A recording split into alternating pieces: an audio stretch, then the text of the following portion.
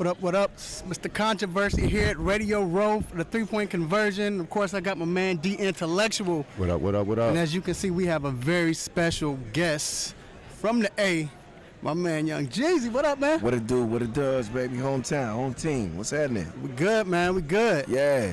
First off, man, I definitely got to ask you. We've been talking about this on our radio show with the Hawks. We got Trey Young. Right. Shouts looking out to good. Trey. Yeah, shouts out to Trigger. Yeah. But it seems like we can't bring any other NBA stars to Atlanta. Why do you think that's happening? Yeah. I mean, I feel, you know, me and my partner used to have this conversation.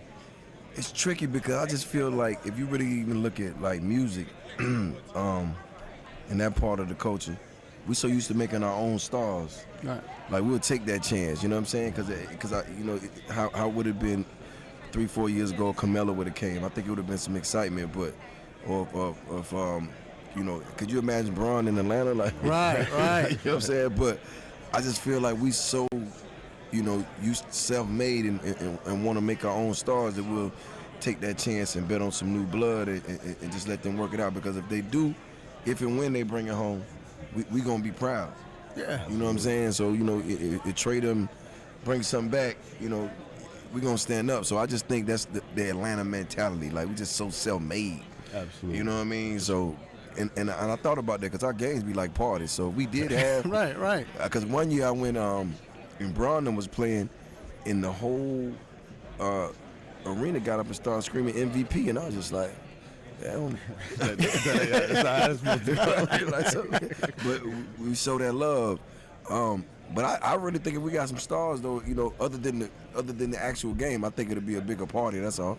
Absolutely not. You know what I'm saying? One question we always talk about how is with the Atlanta United, like they fans are crazy. Yeah, like, it's crazy. No, I've been and I've did the thing, yeah, when you hit the little drum, whatever. Yeah. What do you think some of the other teams, maybe the Falcons, even the Hawks, can do to kind of get that crowd? Well, that's where you got to understand. That's when it comes into culture, man. Because that's what I saw when I went there. You talking kids, you talking different nationalities, you talking Latinos, Asians. You just talking so many different elements in one place, and they excited for one game that's not really played nowhere around here. So when they come, that's a treat. Because I actually went there and I was like, it has to be more people in here than in a Falcons game. Right. You know what I'm saying? It has, the energy is different. Right. So I think it's the sport, and I just think it's when you think football, you think basketball, that's pretty much those are culture sports. I think this has a lot to do with so many different cultures that when you get anywhere, you got kids that's 3, 4, 5, and they looking up to these soccer stars, and they're coming.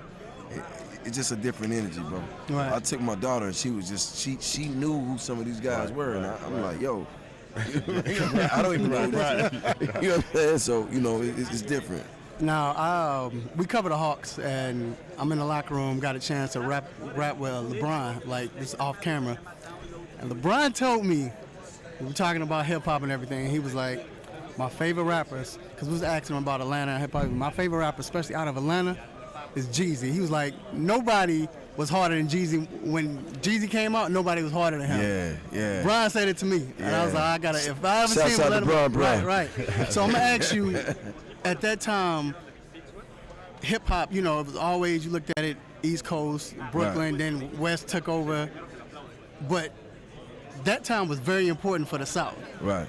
How does that feel, man, knowing that definitely you were a part of it, but Atlanta was like at that time like the Mecca of the South and of hip hop at that time? Yeah, I take that back to the conversation we was having about the Hawks. Yeah.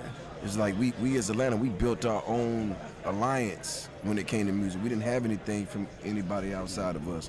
So it was the T.I.s, the Ludacris's, and all those guys, and it's just like we proud of that because we seen what trickled down from that. You see the music, genre music we making is the biggest genre music in the world, and you can't go in a party and that don't come on.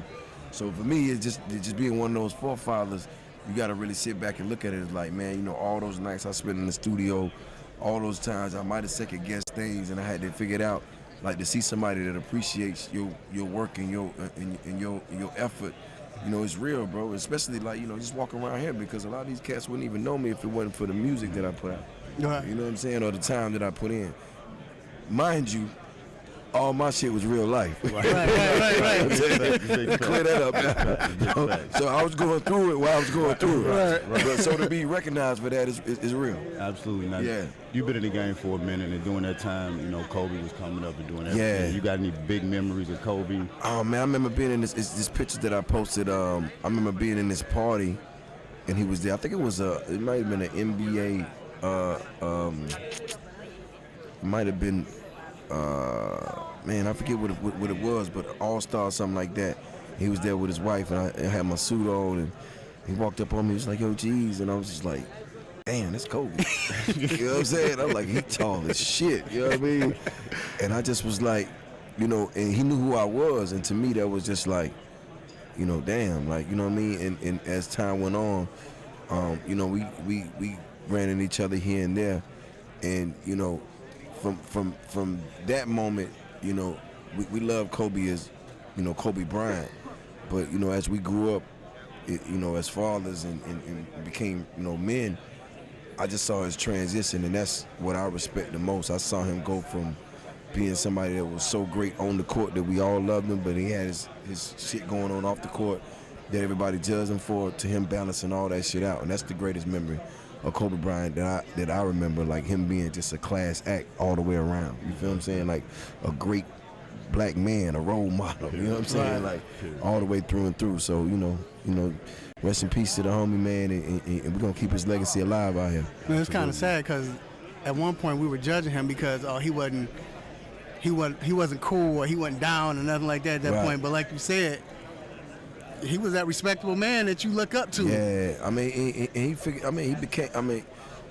he became somebody that, to me, and you just asking as a man, I feel he became a better person and a better version of himself after the game. Right. You know what I'm saying? After he retired, it just like he just got it, and he just started coming full circle, and you just start seeing this guy like, you like, damn, man, like he really is different. Like, you know what I mean? We didn't see that on the court. We just saw his skills. You know what I'm saying? And it's just like, you can be judged by that, but then you don't know how people are in their real life. And to me, just to see that, and I'm glad we got a chance to see it. You know what I'm saying? I really am. You know, because we would have just been, you know, sitting here talking about his game.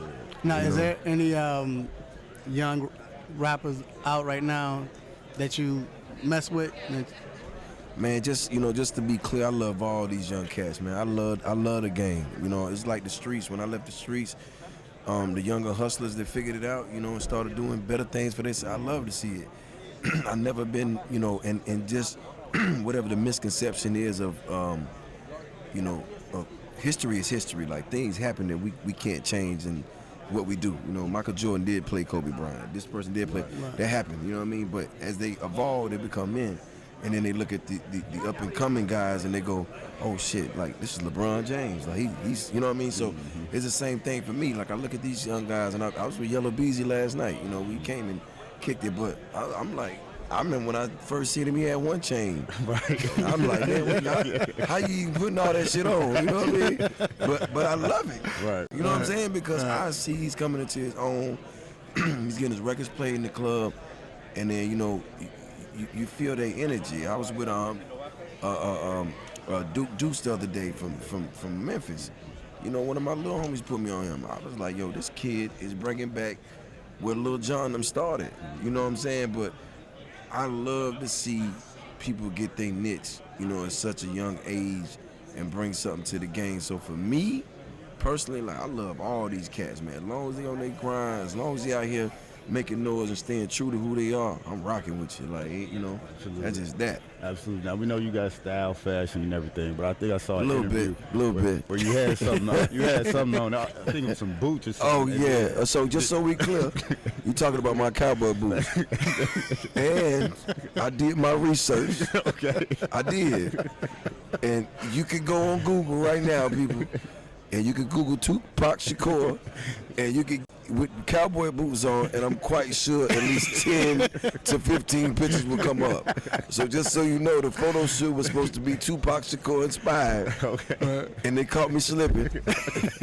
But yeah, you know what I'm saying. But I was going for that. And that was Balenciaga's, by the way. Right. Just so we put clear. that out there. Yeah, right. All right, man. Before we let you go, man, what can we look for? What's coming up? What's in store? Man, I'm here.